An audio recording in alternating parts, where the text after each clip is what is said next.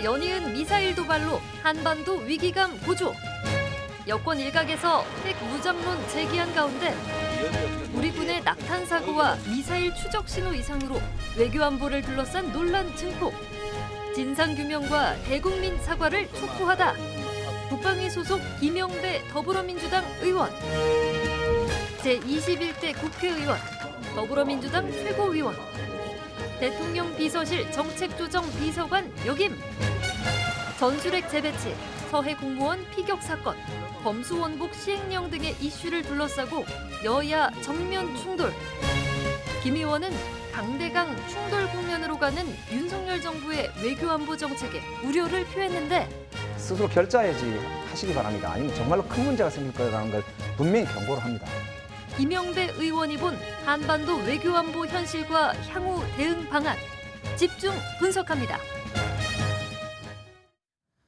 미사일과 군용기 등을 통한 북한의 연이은 도발로 한반도의 긴장감이 높아지고 있습니다. 이에 맞서 정부 여당은 전술핵 재배치를 거론하고 있습니다. 최근 한반도를 둘러싼 외교안보 현실, 국회 국방위 김영배 민주당 의원과 얘기 나눠봅니다. 김 의원님 안녕하십니까? 네, 안녕하십니까? 네, 북한이 연이어 지금 미사일을 발사하고 있습니다. 군용기를 동원한 도발도 이어지고 있는데 과거에도 북한의 도발은 있었습니다. 우선 한반도를 둘러싼 지금의 상황이 이전과는 어떤 차이가 있다고 보시는지요? 네, 사실 북한이 핵 위협을 하면서 한반도 주변의 긴장을 조성해온 것이 뭐 어제 오늘의 일은 아닙니다. 네. 특히 문재인 정부가 출범했던 2017년도에도 그때 이제 ICBM이라고 하는 화성 14까지 발사를 했고요. 네. 9월 달에는 심지어는 6차 핵실험까지 진행을 했었어요. 그러니까 딱 5년 전 오늘 하고 아주 유사한 그런 이제 점도 있죠. 네. 그런데 최근에 이제 우리 한반도 주변을 둘러싼 긴장 관계가 그 전과는 좀 다른 점이 있습니다. 그래서 굉장히 걱정스럽고 우려스러운데요.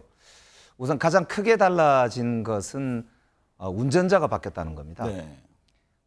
이제 우리 2017년도에는 문재인 대통령이 여러 어려움을 뚫고 그 당시에 트럼프 미국 대통령을 설득하고 김정은 위원장을 설득해서 결국에는 대화의 국면으로 전체 국면을 바꾸고 심지어는 뭐 이렇게 북한하고 미국의 정상회담까지 이어지게 되는 그런 평화의 무드를 우리가 보았습니다. 특히 이제 그 당시 평창 올림픽도 굉장히 좀 큰 역할을 했었고요. 그러니까 이 누가 운전하느냐에 따라서 이렇게 상황이 달라질 수 있다는 점에서 볼 때 윤석열 대통령이 일관되게 지금 대통령 선거 때부터 선제 타격론을 들고 나와서 북한을 자극하더니 지금 이제 굉장히 사실은 우려스러운 강대강 국면을 이어가고 있고요. 또 하나는 일본의 문제입니다.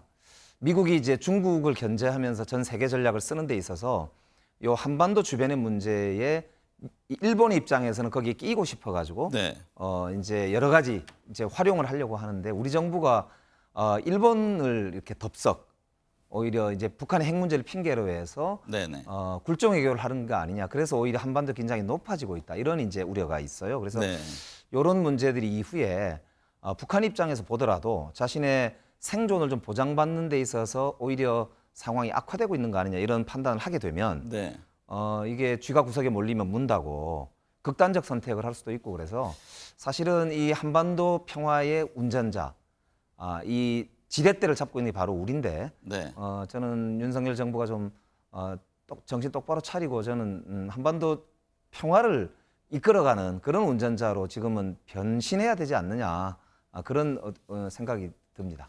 극단적 선택의 가능성까지 말씀을 하셨는데요.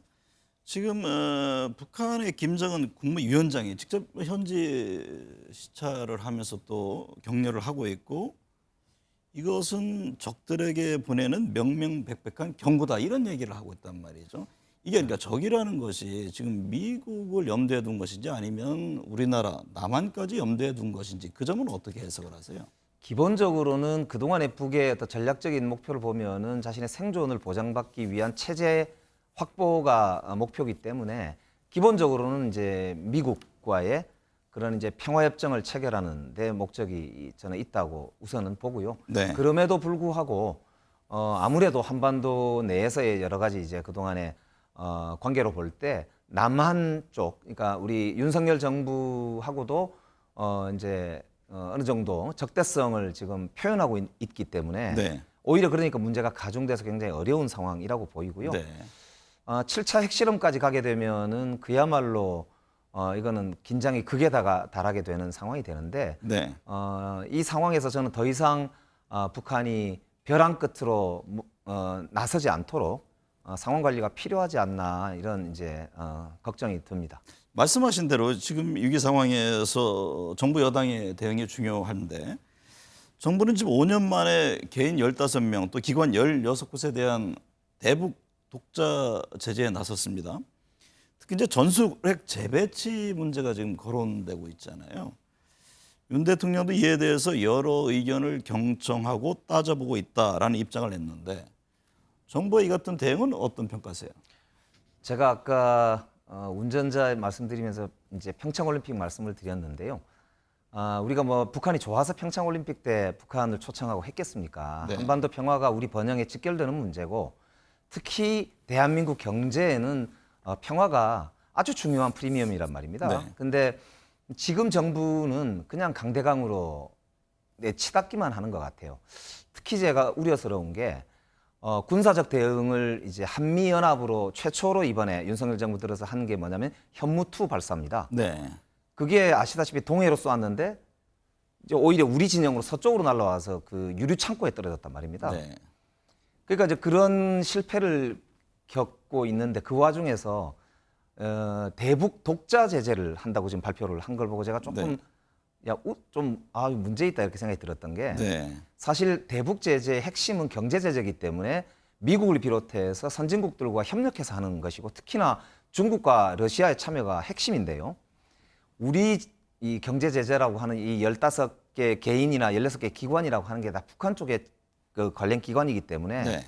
과연 무슨 실효성이 있는지 사실 굉장히 의심스럽거든요. 그러니까 네. 뭐냐면 뭐라도 해야 되겠으니까 그냥 하는 흉내내기 아니냐 이런 정도거든요. 그래서 네. 이제 아마 그런 걸 느꼈는지 전술핵 문제까지 들고 나왔어요. 네. 근데 제가 그렇게 여쭤보고 싶습니다. 전술핵이라는 게 우리가 전술핵을 갖게 되면 그럼 북한은 비핵화를 안 해도 된다는 뜻인지 여쭤보고 싶어요. 네. 북한에 우리가 지금 계속 요구하고 있는 게 비핵화지 않습니까? 그러니까 북은 미국도 한반도의 비핵화에 대한 입장은 변하지 그렇습니다. 않고 그러니까 있죠. 우리가 노태우 정부 때 우리가 91년도에 남북이 비핵화 선언을 했고 남북 기본 합의서 이후로는 지금 비핵화의 모든 전 세계의 인류가 함께 공동으로 생각하고 있는 목표잖아요. 그런데 한반도 남쪽에다가 핵을 들여오자는 거는 이 북한을 자극할 뿐이지 북한의 정당성을 오히려 주자는 건데 네. 저는 도대체 무슨 생각으로 전술핵 주장을 하시는지 도대체 이해할 수가 없습니다. 그리고 미국 입장에서도 이게 확장 억제 전략이라고 하는 게 뭐냐면은 네. 2009년도에 한미 정상회담 이후에 한미 정상회담 합의서에 나옵니다. 확장 억제를 이제 명문화했거든요. 그 말이 뭐냐면 미국이 가지고 있는 핵 자산을 이제 가지고 한반도까지 유사시에 그거를 전개해 가지고 보호해 주겠다라고 하는 협정 내지는 협약이거든요. 네.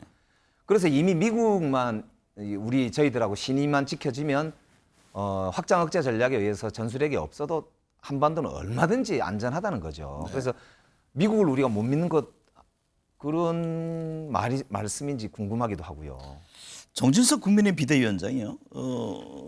남북 정상 간의 이 비핵화 평화협정이 대국민 사기이자 위장 평화수였다 이런 지적을 하면서 북한이 7차 그 핵실험을 강행한다면요. 9.19 남북 군사합의는 물론 91년도 그 한반도 말씀하신 비핵화 공동선언 역시 파기돼야 한다 이런 주장을 했는데 이에 대해서는 어떻게 보세요? 정진석 비대위원장님이 쉽게 말하면 아무 말 대잔치 하고 계신 거라고 봐요. 네. 국면이 워낙 국민의힘과 윤석열 정부에게 불리하고 몰리니까 국민 여론이 좋지 않으니까 그냥 막말 이렇게 해가지고 이 국면을 모면하려고 하는 거 아니냐. 막 던진다 이런 이제 생각이 들 정도고요. 네. 사실 아까 말씀드렸던 대로 만약에 문재인 대통령과 김정은 위원장 사이의 합의가 위장쇼면은 트럼프 대통령하고 김정은 위원장 간에 왔다 갔다 했던 그런 담화나 대화는 그러면 위장 쇼에 그럼 들러리를 썼다는 말씀입니까? 아니면 네. 트럼프 대통령이 위장 사기 쇼를 하셨다는 말씀입니까? 이거는 매우 사실은 한반도 우리 운명에도 맞지 않고 네. 우리 동맹국가인 미국의 정상이 했던 여러 가지 행위에 대해서도 비난하게 되는 것이기 때문에 저는 굉장히 좀 신중한 발언을 하셔야 된다. 예, 그렇게 생각합니다. 한미일 군사훈련을 놓고도 지금 여야가 충돌했잖아요. 이재명 민주당 대표는 진지한 성찰과 반성이 있어야 된다. 한미일 군사훈련에 대해서 이런 입장을 냈고, 국민의힘은 친일 프레임을 짜서 이게 정쟁으로 몰고 가려고 하는 것 아니냐 이런 반박을 했는데, 한미일 군사훈련에 대한 논란의 본질은 어떤 겁니까? 이제 우리가 한국 전쟁 이후로 한미 동맹을 기초로 한반도의 안보를 지키겠다라고 하는 건 우리 대한민국에게도 약속이지만 미국에게도 아주 중요한 전략적 약속입니다. 네.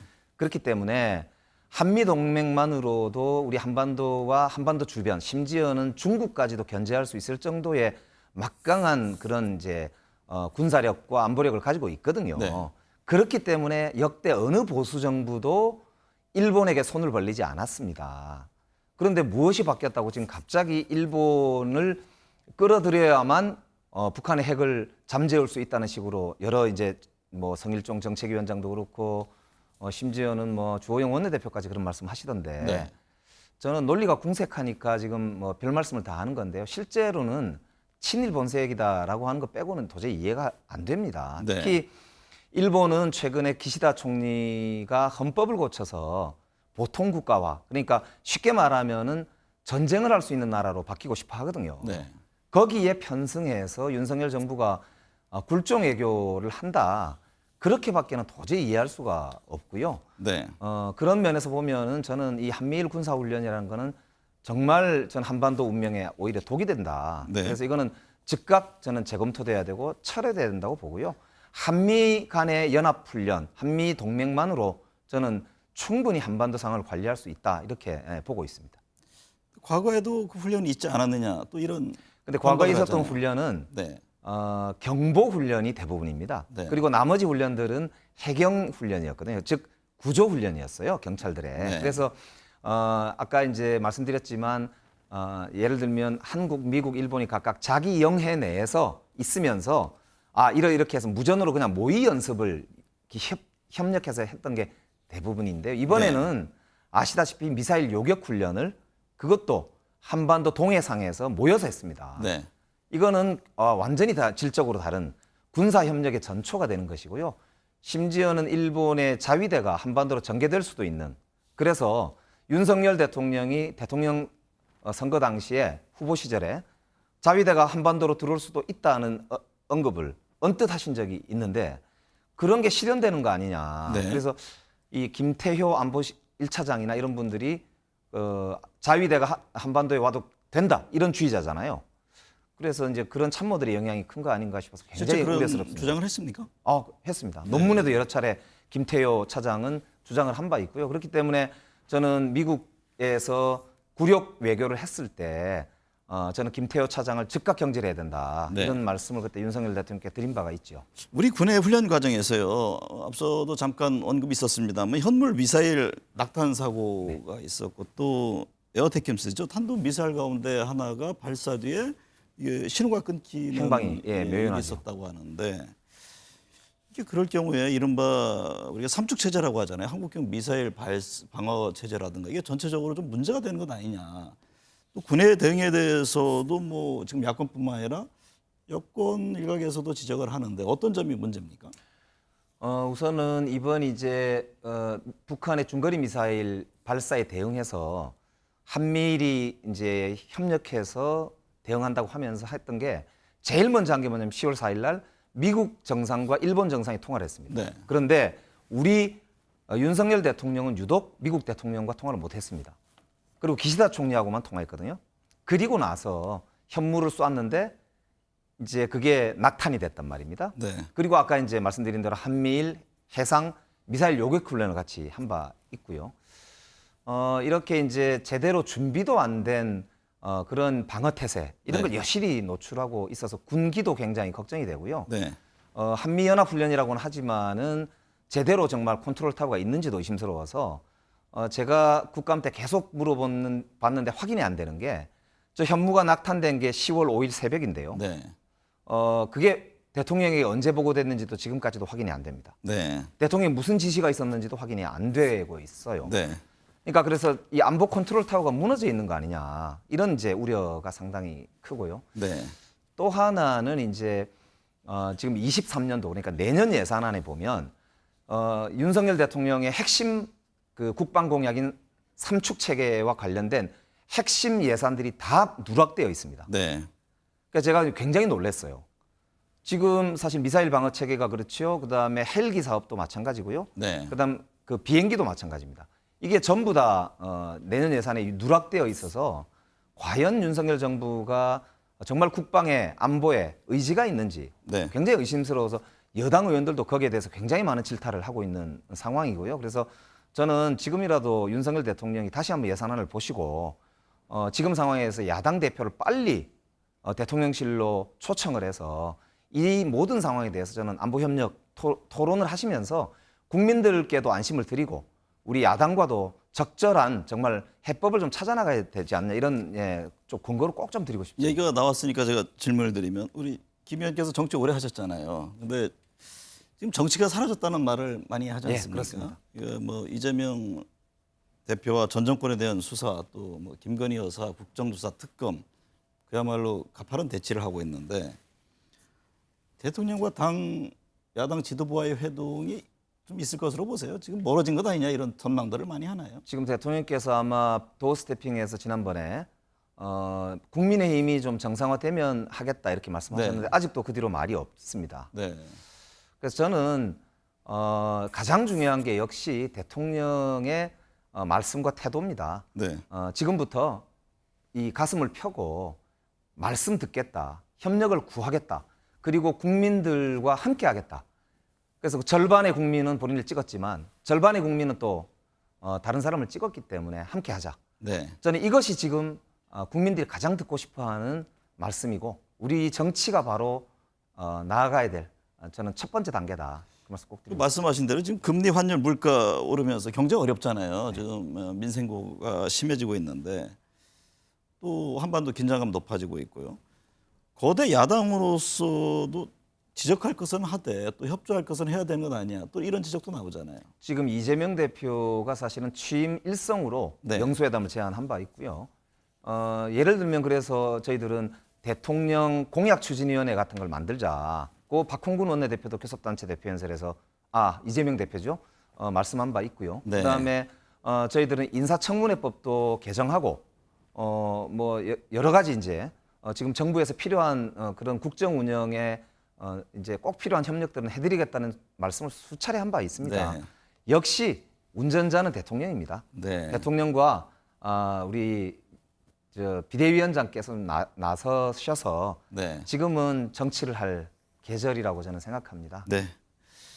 외교안보에는 여야가 따로 없다는 말을 많이 합니다. 연이은 북한의 도발 위협 속에 긴장 완화를 위한 노력이 절실해 보입니다. 오늘 함께해 주셔서 감사합니다. 고맙습니다.